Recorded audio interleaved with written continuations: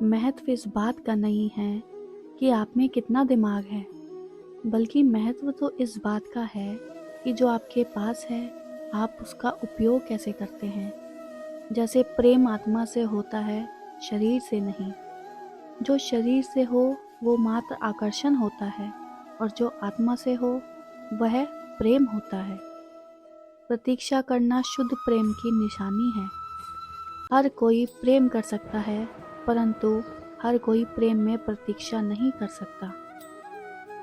जब परिवार के लोग अप्रिय लगने लगे और पराये लोग अपने लगने लगे, तो समझ लो संकट का समय आरंभ हो चुका है। परिवार के साथ हमेशा बने रहें, क्योंकि यही वो एकमात्र जगह है जहां हमें हमारी सारी कमियों के साथ स्वीकारा जाता है। सम्मान के लिए संघर्ष करें और अधर्म का साथ न दें। अधिकार के लिए अवश्य लड़ें, परंतु जिस पर अधिकार न हो उसका मोह ना करें।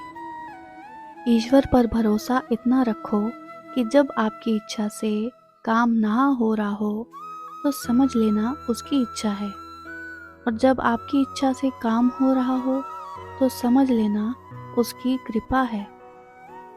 वृद्ध अतीत में जीता है इसलिए निराश रहता है, युवा भविष्य में जीता है इसलिए निराश रहता है, और एक बच्चा सिर्फ वर्तमान में रहता है इसलिए वह सदैव प्रसन्न रहता है।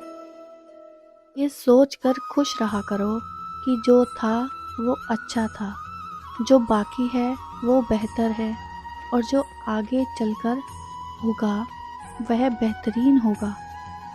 याद रखना, जिसने कहा कल दिन गए टल, जिसने कहा परसों बीत गए बरसों, और जिसने कहा आज उसी ने किया राज।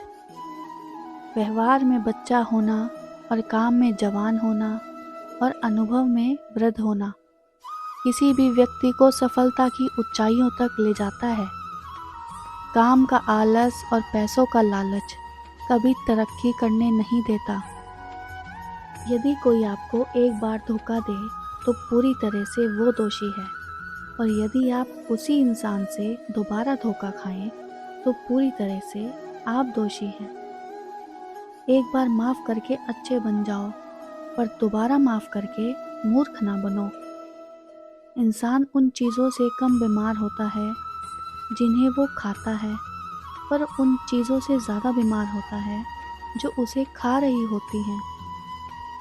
घर की स्त्री अगर समझदार ना हो तो घर टूट जाता है, और घर का पुरुष अगर समझदार ना हो तो घर की स्त्री टूट जाती है।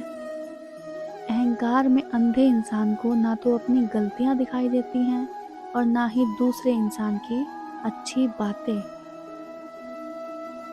फिर मिलते हैं दोस्तों अगली वीडियो के साथ।